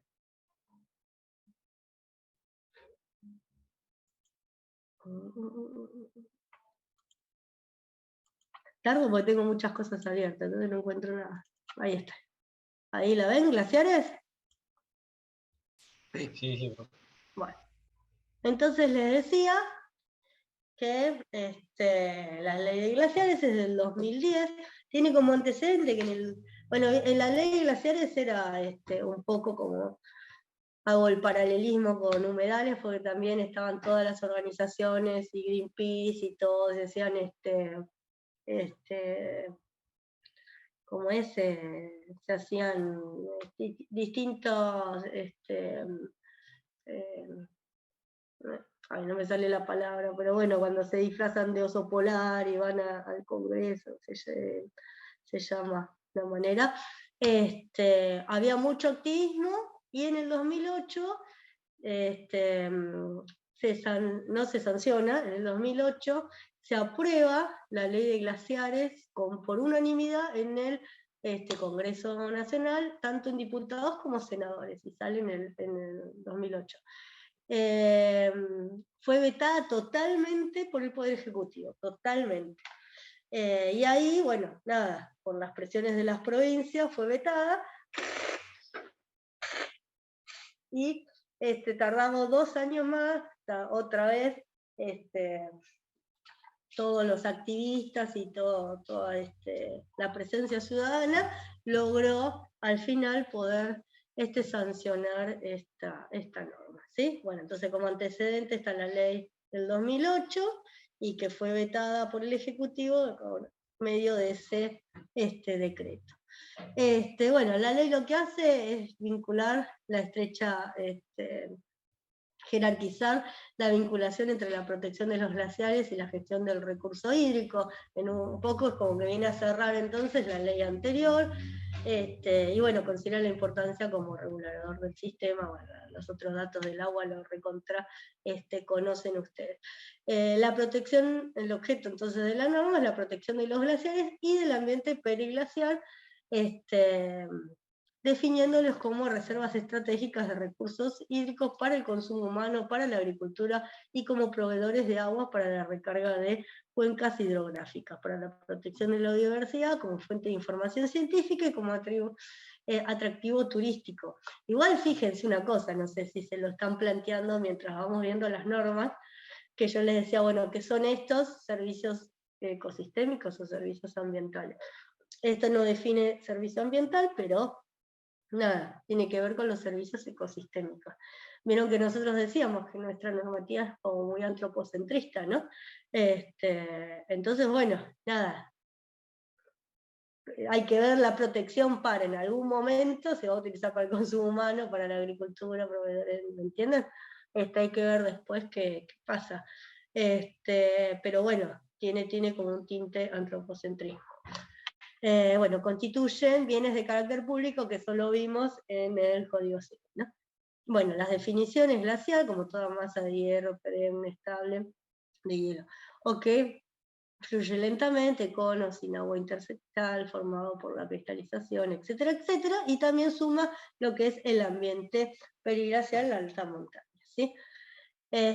Bueno, acá yo les puse la resolución fue 2010, fíjense, 8 años después salió el inventario. Ese es otro, que después, una vez que se sancionó la norma, otra vez la ONG, dale, porque bueno, no salía el inventario, pero bueno, el inventario de humedales lo que iba a hacer era un poco ordenar lo que se podía hacer en algunas zonas y en otras no. Entonces, bueno, también fue como medio reñido y sale en el 2018, ¿sí? Entonces, bueno, nada, se individualiza todos los glaciares y geoformos periglaciares, como reservas hídricas para adecuada protección, control y monitoreo. Fíjense que cada 5 años hay que hacerlo, ¿sí? La información registrada sobre el tamaño de los glaciares, la cuenca hídrica, la ubicación, superficie, clasificación morfológica de los glaciares, etc.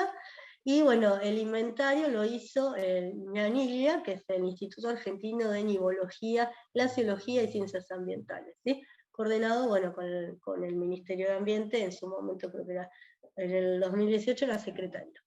Se da también intervención al Ministerio de Relaciones Exteriores, Comercio Internacional y Cultura. Entonces imagínense que, ya lo hemos dicho en clase, pero actividades que eran legales, que tenían su sus declaraciones de impacto ambiental, de golpe se ven en una zona en que no se puede más realizar esa actividad. Bueno, entonces también hubo toda una discusión, que eso va más desde el derecho administrativo, con que si se indemnizaba, si no, el lucro cesante y todas esas cosas. Pero bueno, nada, trajo un montón de letra. Eso. ¿Cuáles son las actividades prohibidas? Lo que puede afectar en general su condición natural, ¿sí? Y que implica su destrucción o traslado o interfieran en el avance. En particular, liberación, dispersión o disposición de sustancias o elementos contaminantes, o sea que se contamine, la construcción de obras de arquitecturas o infraestructura con excepción de aquellas necesarias para la investigación científica, esto es lo que más problemas, más conflicto trajo, la exploración y explotación minera e hidrocarburífera, y la instalación, bueno, de industrias en general o desarrollo de obras o actividades industriales. Esas están prohibidas, o sea, esas no tienen declaración de impacto, no tienen nada, porque eso no se puede hacer, ¿sí?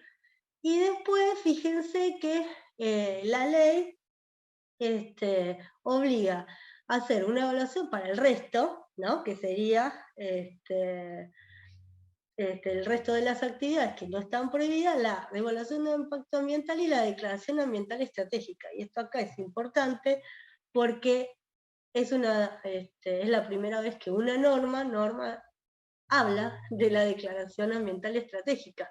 En las otras normas no la había nombrado. Vieron que vimos varios casos en como que la declaración de impacto quedaba muy corto, por ejemplo el tema de las petroleras, ¿no?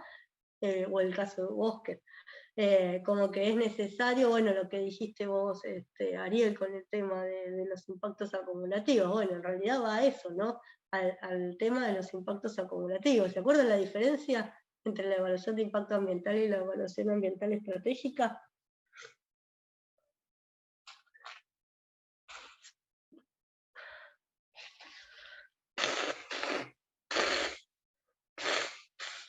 ¿Están o me dejaron sola?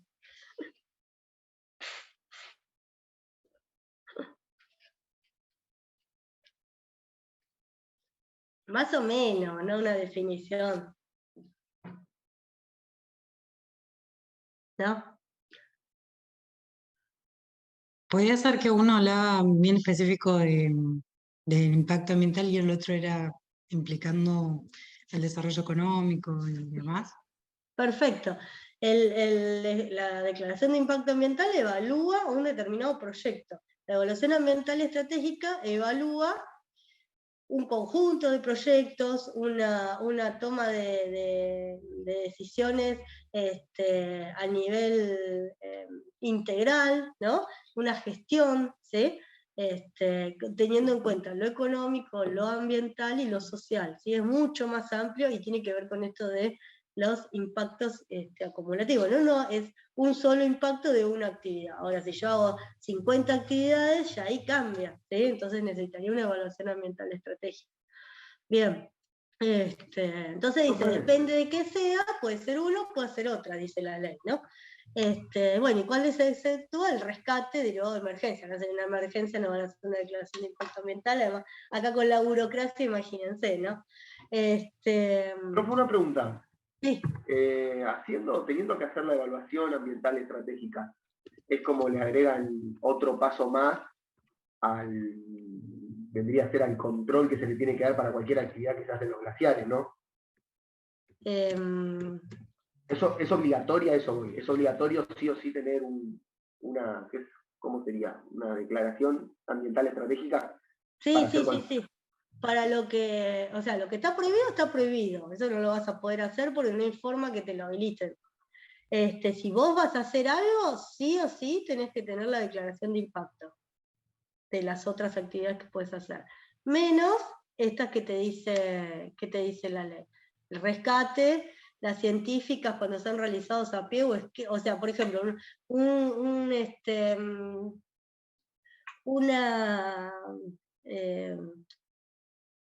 ay, para qué no pensar en la palabra, hoy estoy trabada. Una campaña científica donde hay que quedarse unos días, armar ciertas estructuras, y eso necesita una declaración de impacto, ¿sí? Ahora, si son científicas realizadas a pie o sobre esquí, con eventual toma de muestra, que no dejan desecho, o sea, voy, tomo muestra y me voy, esa no, ¿sí? Bueno, las deportivas, incluyendo el andinismo, la escala, deporte no motorizado. Acá, bueno, no entra nuestra normativa, pero me comentaba una chica que está trabajando en áreas de reserva y está conectada con gente de Chile, que digamos que, por ejemplo, es un gran problema. Nada, el tema de no habiendo baños públicos, van todos en senderismo, yo qué sé, y hacen en cualquier lado. Bueno, nada, una cosa, impacto acumulativo, ¿no? Entonces, bueno, están teniendo problemas con eso que no se puede llevar, porque, digamos, vos lo que es lata, como es botella y eso, metete en una bolsa y te lo llevas, pero bueno, si fuiste al baño, no, y miren una cosa que a lo mejor, ¿no? Pero bueno, eso es otra normativa, es otra cosa, ¿no?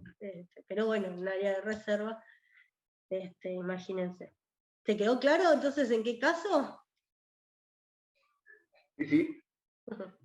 Bien. Bueno, y acá lo define como aquel proceso sistemático de estudio de impactos ambientales, políticas, planes, programas de alternativas, incluyendo la preparación de un informe escrito y las conclusiones de la evaluación y el uso de procesos de decisiones políticas. Bien, entonces está bueno, digamos, porque cuando uno está trabajando algún tema y necesita digamos, siempre las definiciones legales, cuando uno, por ejemplo, en un estudio de impacto ambiental, aunque no sea de este tema, pero necesita en cierta manera justificar algo, está bueno, por eso les digo, esta es la primera que puso servicios ecosistémicos, esta es la primera que puso evaluación ambiental estratégica, ¿sí? Bueno, y las actividades en ejecución tienen, te tienen que someter a una auditoría ambiental, ¿sí? Pero bueno, las que están, o sea, una explotación minera en una zona de glaciar, eso no tiene auditoría, eso no está permitido, por más que ya se venía haciendo, es lo que le digo, se tiene que rescindir el contrato, y bueno, está toda la discusión de cómo se rescinde. Son contratos de los que veíamos cuando el Estado y el particular tienen diferencias de nivel de poder, ¿sí? Como una concesión de un balneario público, ¿sí? Se hace a través de una concesión, entonces el Estado rescinde el contrato del particular y ahí está la discusión. Si actúan los dos como privado, hay una rescisión de contrato y se hace una indemnización por daño, lucro cesante. Pero como acá hay una desigualdad, bueno, hay que ver cómo juega lo del lucro cesante. Bien. Bueno, autoridad de aplicación, acá está junto con el Consejo Federal de Medio Ambiente, es obviamente el Ministerio de Ambiente, que bueno, tiene que formular las acciones conducentes a la conservación, protección, etc. Coordinar la realización y la actualización del inventario junto con IGLANILIA, elaborar un informe periódico sobre el estado de glaciares y el ambiente periglaciar, etcétera, etcétera. Bueno, asesorar a las jurisdicciones locales, etc. Y bueno, incluir los principales resultados del inventario nacional de glaciares actualizando las comunicaciones nacionales y vamos a informar a la Convención Marco de Naciones Unidas, que es lo que decíamos hoy, a la conferencia de partes. Esto también está relacionado, ¿ven? Que las normas como que se van uniendo. Entonces también, además del plan, hay que informar a esta convención en la conferencia de partes, que se reúnen todos los años, también informar estas cosas. Y bueno, está reglamentada, y les puse por si les interesa, y están todas las acciones de inconstitucionalidad de todas las empresas, de las mineras, y bueno, nada, la Corte, el último fallo del 2019, la Corte las ha rechazado. Bien.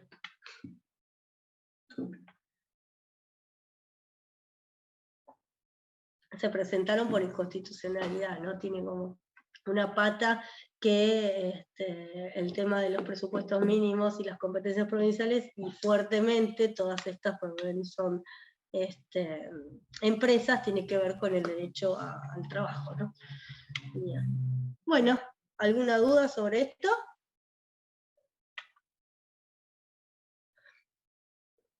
¿No? Bueno, seguimos porque no falta mucho. Bien. A ver.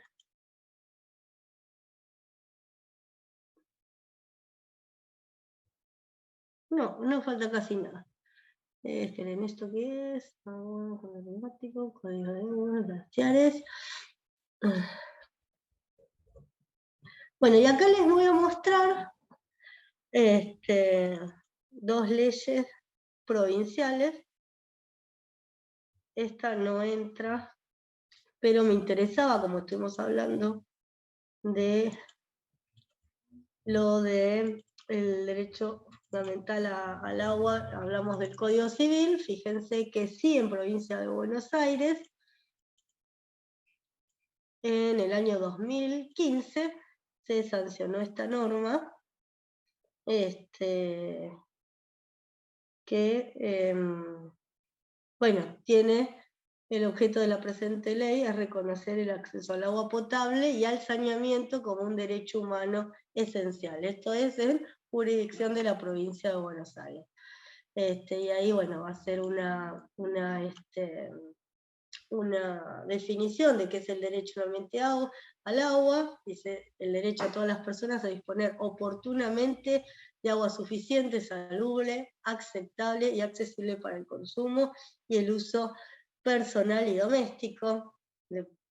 Tiene que ver con la calidad y también con la cantidad, que sea agua suficiente.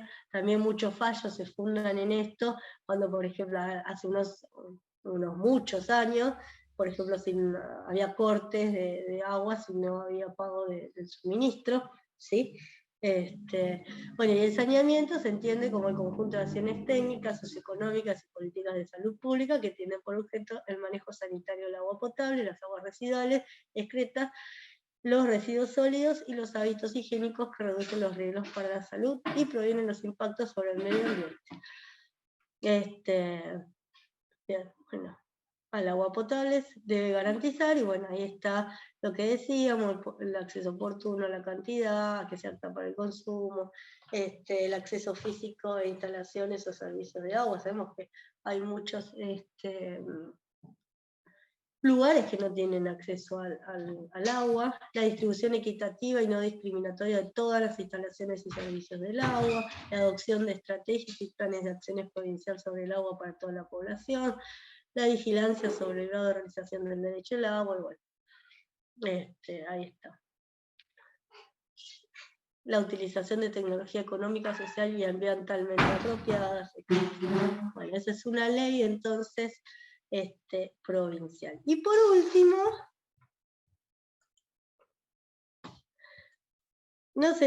esto lo ven un poco solos, se lo armé bien, como que tienen todo el textito, pero bueno, es el código de aguas de la provincia de Buenos Aires, ¿está bien?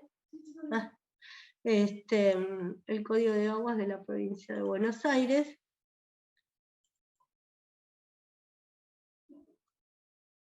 ¿Estamos? Esta también es una norma que es bien de explotación del recurso. Acá.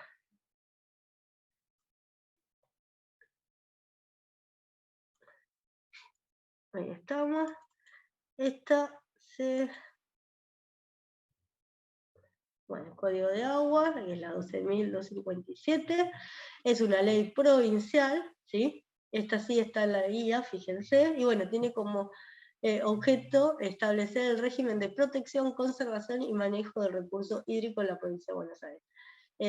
Si ustedes, cuando sean profesionales en corto tiempo, seguramente con, por ejemplo, la Autoridad del Agua y con el Ministerio de Ambiente, son autoridades que se van institutos que se van a topar y que van a tener que presentar y hacer trámites y tener en cuenta todas estas cosas. Bueno, las competencias del Poder Ejecutivo, fijar periódicamente por regiones y por categorías el uso, canon, las contribuciones a cargo del concesionario. Mucho está municipalizado todas estas competencias, determinar la dotación de agua acorde a cada tipo y región, suspender el suministro de agua por algún acto infundado en caso, por ejemplo, de sequía extraordinaria, acordar con el Estado Nacional, las provincias y estados extranjeros cuando hay causas, cursos internacionales, ¿sí? Bueno, y poner restricciones y límites al dominio privado para el mejor aprovechamiento. Y bueno, como les decía, la autoridad del agua es la autoridad de aplicación, es un ente autárquico, o sea que es autónomo, de derecho público, y por su composición es de naturaleza multidisciplinaria. Si se meten en la página de la autoridad del agua, todo esto es lo que se pide de informe y eso que van a ver después, está toda tiene bastante información cargada, y bueno, tiene a cargo la planificación, el registro, la constitución y la protección de los derechos de policía, el cumplimiento y ejecución de las demás leyes, etcétera, etcétera. Bueno, acá están las competencias, esperen que lo voy pasando rápido, pues ya la voz me está picando mucho, no voy a poder soportar mucho más, pero bueno, tengan en cuenta de la planificación hidrológica, que tiene como objeto satisfacer las demandas de agua y equilibrar, compatibilizando el desarrollo regional e industrial de acuerdo con los diferentes usos. Habla de la declaración de impacto ambiental, ¿no? Como un acto administrativo que la autoridad ambiental de la provincia tiene competencia, pero ya les digo, cuando se hace una declaración de impacto, la autoridad del agua en muchas ocasiones participa. ¿Saben cuál es la autoridad nacional del agua?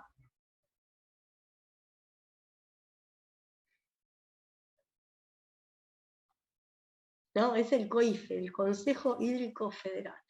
Bien, bueno, la publicidad de la evaluación de impacto, en el caso de las emergencias hídricas, donde se debe confeccionar una carta de riesgo hídrico, detallando zonas que pueden ser afectadas por inundaciones, atendiendo, bueno, las características geomorfológicas, hidrológicas que permiten las delimitaciones planimétricas, las vedas sanitarias en caso de que esté en peligro la salud, los inventarios físicos de la red hidrométrica provincial, ahí lo tienen, las obligaciones de cada usuario, ¿sí?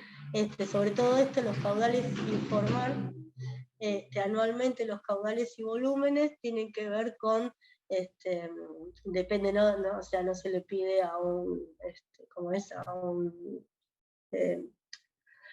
una casa particular, ¿no? Quiero decir, depende de la magnitud de la utilización del agua, los diferentes registros, empresas perforadoras, profesionales responsables de las perforaciones, obras hídricas, vertidos industriales, los diferentes usos que coinciden con el Código Civil. Y bueno, acá fíjense que está más detallado la evaluación de impacto, que se debe tener en cuenta, ¿sí?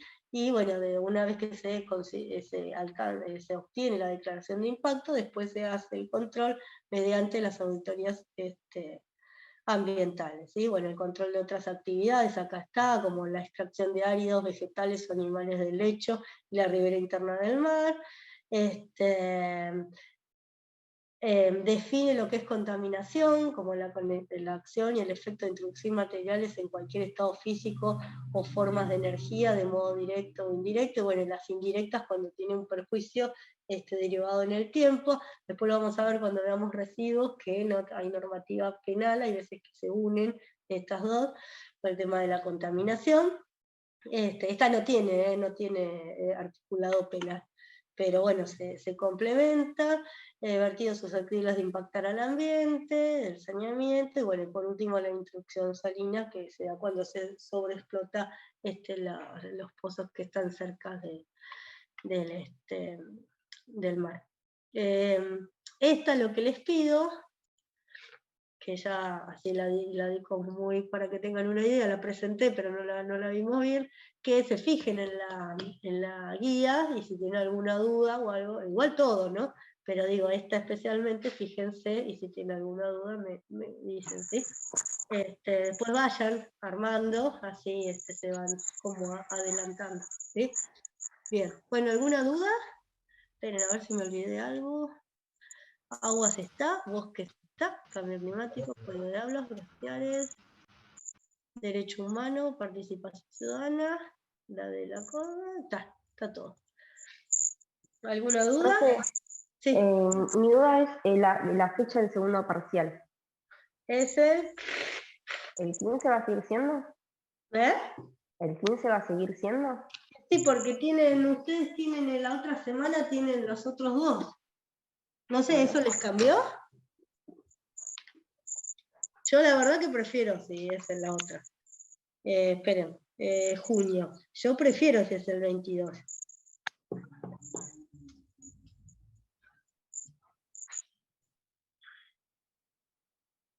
No sé qué opina el resto. No sé, ¿no?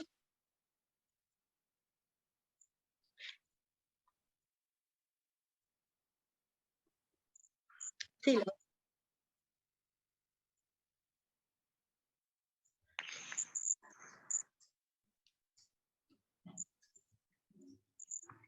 bueno, no sé, charlenlo en el WhatsApp y después me escribe alguno, ¿sí? Yo no tengo problema, doy, si es el 15, el 22 doy clase.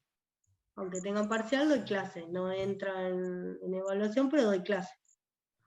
Así podemos ver algunos de los temas que El 22 que me sería el interesa. recuperatorio, profe, ¿o no? Si lo das el 15. El 22 sería el recuperatorio si lo das el 15. No, parcial. el recuperatorio es el 29. Ah, listo, perfecto. ¿Está? Y lo que pasa justo el 22, el 21 tenemos un parcial y el 23 tenemos otro. Nos Claro, quedaría bueno, muy- por eso era que yo hablaba con Vale ayer que me decía, bueno, pero si te sentís mal, pero el tema es que es ese, no tenemos mucho changüí. Nada, entonces el 15 y el 29 es el recuperatorio. Lo único que les pido es que el 29, el que va al recuperatorio, póngase las recontras pilas porque yo lo vi ayer para ver si podía pasar una semana más y están las inscripciones a final a la otra semana. Si yo no subo las notas, el que tenga que rendir final no se puede anotar, ¿sí?